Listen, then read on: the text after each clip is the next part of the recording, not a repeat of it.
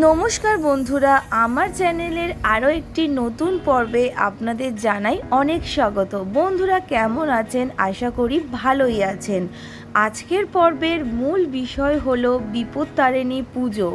মা বিপত্তারিণী পুজোর সঠিক সময়সূচি, এই পুজো করার নিয়ম কি আজকের এই ভিডিওতে সবটা জানতে পারবো।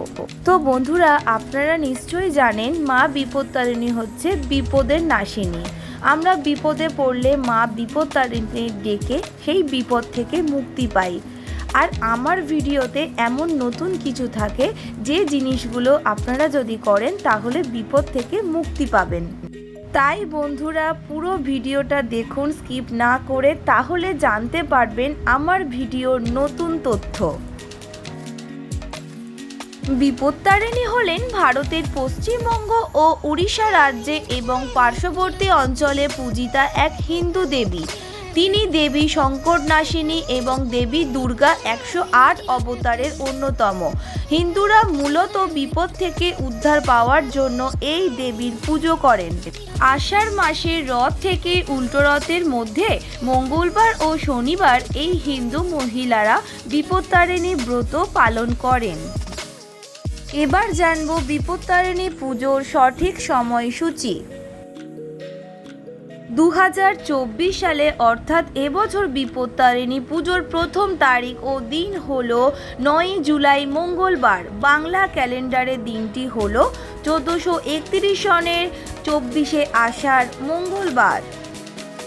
বিপত্তারিণী ব্রত পালনের দ্বিতীয় দিনটি হলো 13 জুলাই শনিবার। বাংলা ক্যালেন্ডারে দিনটি হলো 1431 সনের 28 আষাঢ় শনিবার। বিপত্তারিণী পূজা কি? আষাঢ় মাসে বিভিন্ন ব্রত উৎসবের মধ্যে অন্যতম হল বিপত্তারিণী পুজো। এই পুজোয় দেবীকে একটি লাল সুতো নিবেদন করা হয়। পরে সেই লাল সুতোই হাতে বাঁধার প্রথা রয়েছে। মনে করা হয় এই সুতো বাঁধলে দেবী নিজের ভক্তদের সমস্ত বিপদ থেকে রক্ষা করেন।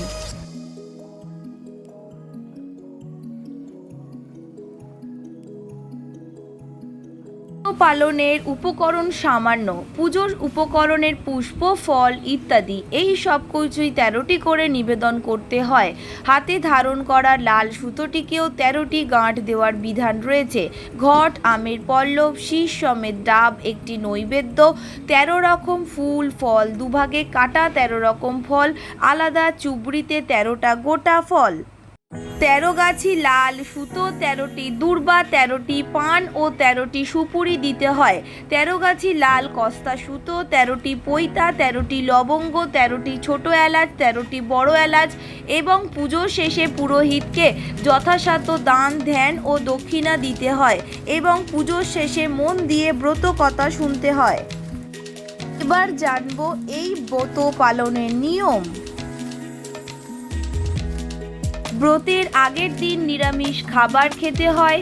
ব্রতের দিন ফুল মিষ্টি 13টি লুচি খেয়ে উপবাস ভাঙতে হয়। পুজো দিতে হয় 13 প্রকার ফল আর 13 প্রকার ফুল দিয়ে। লাল সুতোয় 13টি গাঁট ও 8 পাতা দূর্বা দিয়ে বেঁধে একটা ডুরি তৈরি করে মেয়েদের বাম হাতে ও ছেলেদের ডান হাতে বাঁধতে হয়। এটাকে সবাই মনে করে বিপদের রক্ষা কবচ। যজমানেরা সাধ্যমতো দান দক্ষিণা দেন পূজা ব্রাহ্মণীকে। প্রতি বছর আষাঢ় মাসে শুক্লা তৃতীয়া থেকে নবমী তিথির মধ্যে যে কোনো শনিবার বা মঙ্গলবার এই ব্রত পালন করা হয়। এই ব্রত শুরু করলে 3 বছর, 5 বছর, 9 বছর পালন করা উচিত। ব্রতের আগের দিন নিরামিষ বা একবার হবিষ্যান্ন গ্রহণ করা উচিত। দেবী ভগবতী শুধু জবা ফুলেই তুষ্ট থাকেন, তাই মায়ের পুজো লাল জবা অতি আবশ্যক।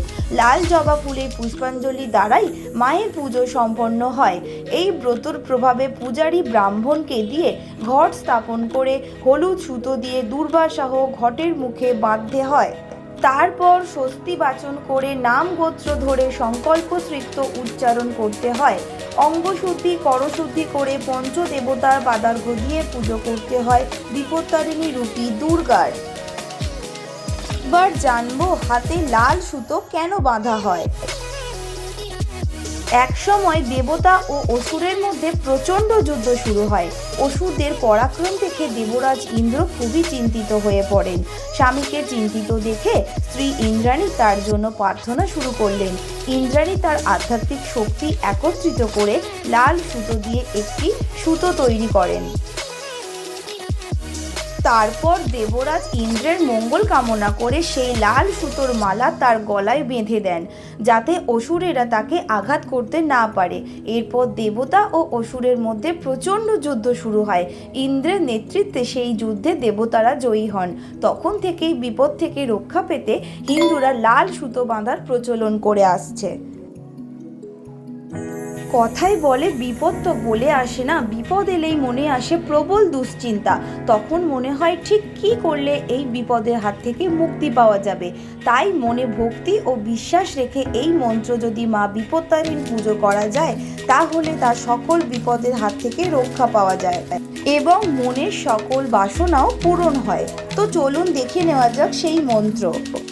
মাসি পুণ্যতমে বিপ্র মাধবে মাধব প্রিয়ে নবম্যাং শুক্লপক্ষে চ বাসরে মঙ্গল শুভে সর্পযজ্ঞে চ মধ্যাহ্নে জানকী জনকালয়ে আবির্ভূতা স্বয়ং দেবী যজ্ঞেষু শোভনে চোষ নম সর্বমঙ্গল্য শিবে সর্বাত্ম সাধিকে শরণ্যে ত্রম্বকে গৌরী নারায়ণী নমস্তুতে। বিপত্তারিণী পুজোর দিনে কাউকে টাকা ধার দেওয়া উচিত নয়। মনে করা হয় এই দিন কাউকে ঋণ দিলে তা ফিরে পাওয়া যায় না। আবার এই পুজোয় কাউকে চিনি দিতে নেই, এর ফলে সংসারে অশান্তি ও অর্থাভাব দেখা দিতে পারে। তো বন্ধুরা, আজকের ভিডিওটা এই অবধি। আজকের ভিডিওটা যদি আপনাদের ভালো লেগে থাকে তাহলে অবশ্যই like, comment, share and subscribe করে আমার চ্যানেলটির পাশে থাকবেন। আর নতুন হলে চ্যানেলটিকে সাবস্ক্রাইব করে পাশের বেল আইকনটা প্রেস করতে কিন্তু একদম ভুলবেন না। ততক্ষণে আপনারা সবাই খুব ভালো থাকবেন। জয় মা বিপত্তারিণী। সবার মঙ্গল কামনা করে আজকের ভিডিওটা আমি এখানেই শেষ করলাম। নমস্কার।